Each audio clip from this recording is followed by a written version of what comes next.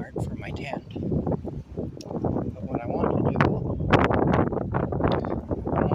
do is I'm going to take you back and I want to show you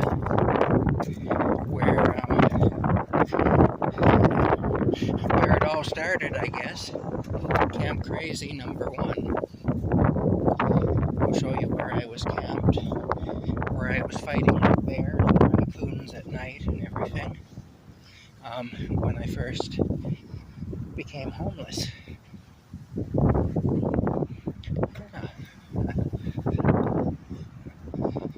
Alright.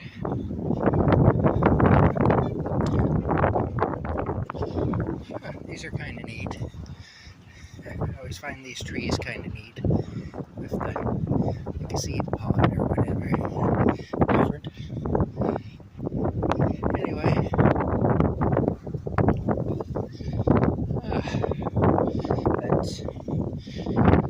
let's go back. Here's Walmart. Green fence there, that provided good cover for me. It didn't take long for people to figure out I was back there. People at Walmart figured it out fairly quickly. They never bothered me though. I don't think the property beyond this fence belongs to Walmart, and so they didn't really care. At night, when I was back sleeping here, I could hear conversations on that loading dock, just as if I was standing there with the guys. It was pretty wild. You know, look at this here. See how that's broken off. Yeah, you got to be careful with stuff like that when you go into the bush, because if that falls down on top of you, you'll get an awful headache. You will. Anyway, there's a lot of stuff here that could fall down on top of a guy. You got to look up on a regular basis. There's a nest right up there. Anyway, I'll show you where Kamp Krazy. See, there's the green fence. I had a path going back through here back then. Yeah, hold on a minute here. Here we go now. I'll show you where Kamp Krazy was. There's a lot of stuff back here falling down. There is. See, that's all falling down there. I think that's actually blocking the path where I was. Look at all this stuff. This is a dangerous spot. Although I'm keeping a watch, making sure I don't get in anywhere where I shouldn't be. Alright, now, let me see here. Okay. Well,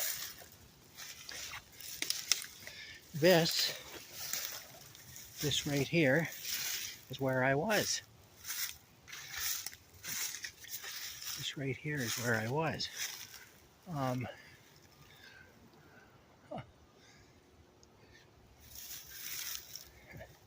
I had my tent tied between this tree and that tree. This is where I was camped. I'd actually sleep. I'd be sleeping right about here. I would be.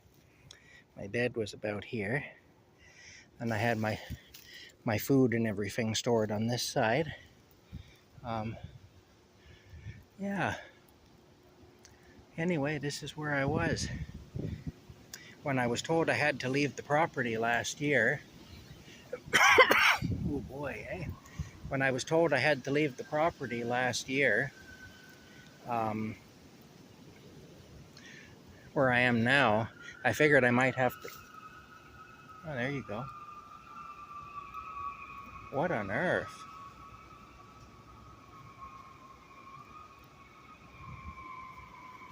Holy smokes.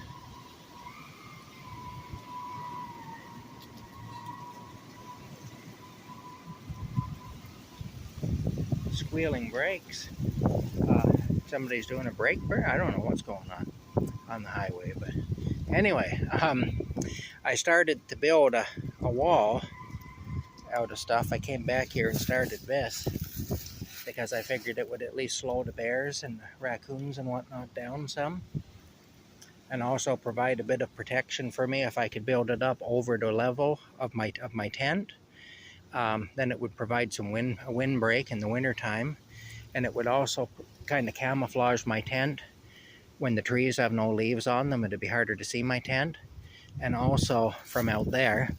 And also, if a tree were to fall, it would hit the wall first. It was the idea.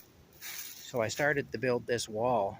I never finished it because then the plans changed, and I don't know. I spent several hours back here one day building this, though, starting it. I suppose if I have to, I can start it again. If I ever have to camp back here again, that's what I'll do. These trees are pretty freaky looking. Anyway, that litter box was a litter box I had for Rocky and Muella. And the reason I dumped it there, when I left here, I got very short notice that I had, from the property owner where I am now. It's like he wasn't there, and then all of a sudden it was like, okay, we're ready to go, and I wasn't ready. I'd started to get ready, but I wasn't ready, so I had to, and that was all full of poop and pee and litter, and I didn't really want that from Rocky and Muella, and I didn't really want that to take that in his truck. I didn't feel good about putting that in his truck, so that's why I dumped it there. I normally wouldn't have done that, but I really didn't have a choice. But that was their litter box. It's probably there's probably still litter underneath it from the two of them. Well, you can see where it was anyway. Yeah, this was a litter box I had for them anyway. Alright. Anyway, I think the litter's all rotted now away. You can still see the remnants of it. But that was in 2021, August of 2021. I was camped back here for about 3 weeks. Well, 2 weeks, I guess, about 2 weeks.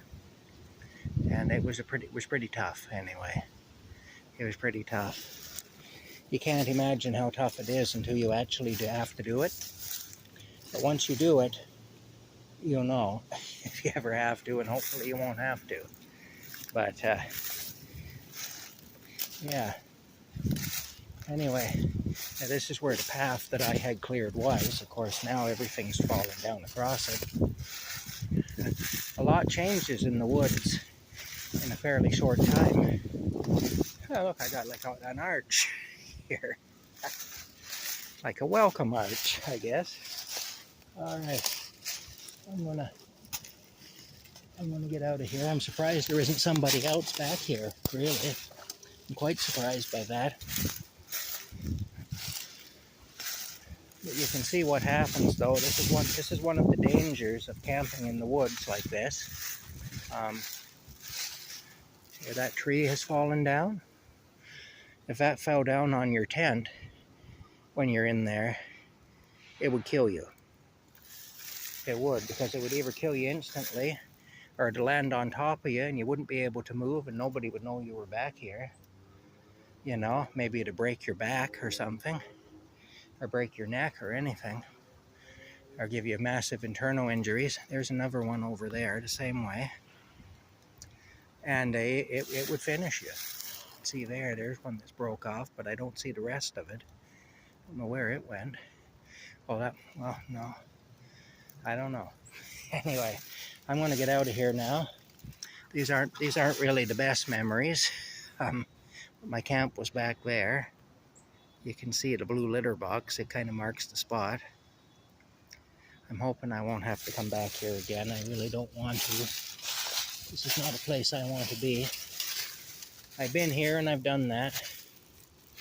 People come and dump their garbage out here, which isn't very respectful of them, but they do it. Anyway, there's the loading bay there. From my camp over there to there, the way sound carries in the woods, it's wild. But I could hear and I don't even have that great a hearing. Yet I could hear in my tent, I could hear conversations that were being had on the loading dock, as if I was actually right there in a part of the conversation. see all the stuff that's fallen down. It's pretty frightening, really. So between wild animals, including bears, like I say, I did have some incidents with bears, and big trees falling down, and of course the elements, the rain and the cold and all the rest of it. And the bugs. I was there in the summertime. The bugs were unbelievable. As soon as I stepped out of my tent, a cloud of mosquitoes would descend on me and start eating me. So I had that to contend with too. The one good thing was all the days in the summer, it never really got hot back there. It was always fairly cool back there. That's why the bugs liked it so much. It's because it was cool back there. The bugs don't like the blazing sun. So they retreat to the woods when it's cold. When it's really hot like that, they retreat to the woods. Anyway, they built an A&W drive-through over there. I was kind of making a joke out of it one time with somebody, saying that if I was still camped back there, that I would probably have to lodge a complaint about the noise from the A&W drive-through disturbing me at night, or something. You gotta have a sense of humor. If you don't have a sense of humor, then you're really sunk in this life, especially in situations like that situation, being camped out in the woods back there. Anyway, like I say, I'm grateful not to be back there. I won't have to go back there again. It's not something I want to be doing. Yeah, alright.